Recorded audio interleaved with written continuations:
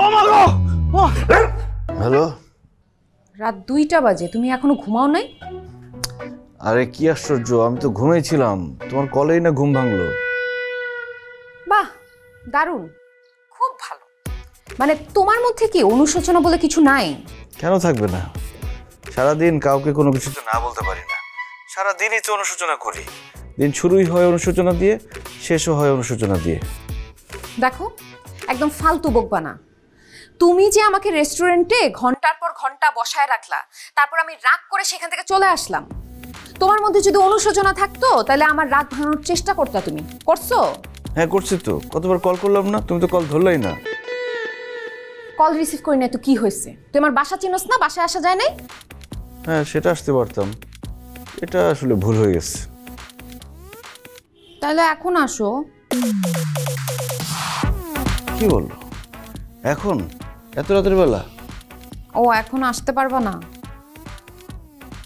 আসবো না কেন, অবশ্যই আসবো, এখনই আসতেছি। মনে বলি না না মুখে বলি হ্যাঁ, এর না বলা কঠিন, সমস্যা বাড়ছে দিন দিন।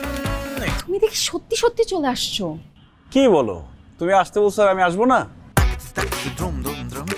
আসছো ভালো হয়েছে, আমার না তোমাকে অনেক দেখতে ইচ্ছা করতেছিল। এখন দেখা হয়ে গেছে, এখন চলে যাও, একটা বাইক নিয়ে বাসায় চলে যাও। চলে যাবো? কেন, সারা রাত কি বাসার নিচে দাঁড়া থাকার প্ল্যান আছে নাকি? আব্বু আম্মু দেখলে একদম খবর আছে।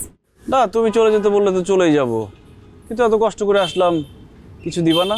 কি লাগবে? টাকা লাগবে? আরে দূর, টাকা চাইছে কে?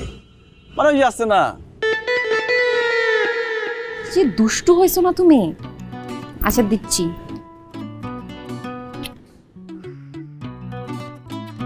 ও মা গো!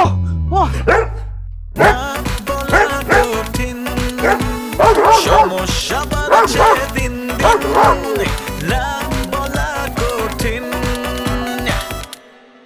হ্যালো, কি করেন? দৌড়ের উপর আছি। ওমা, আপনি রাতের বেলা এক্সারসাইজ করেন? এক্সারসাইজ? ও হ্যাঁ হ্যাঁ, এক্সারসাইজ করি।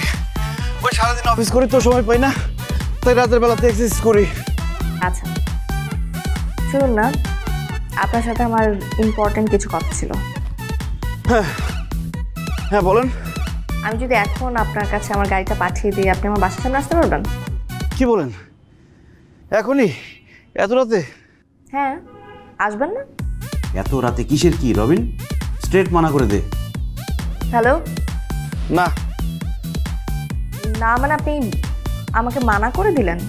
মানে গাড়ি পাঠানো লাগবে না, আমি বাইক নিয়ে চলে আসতে পারবো।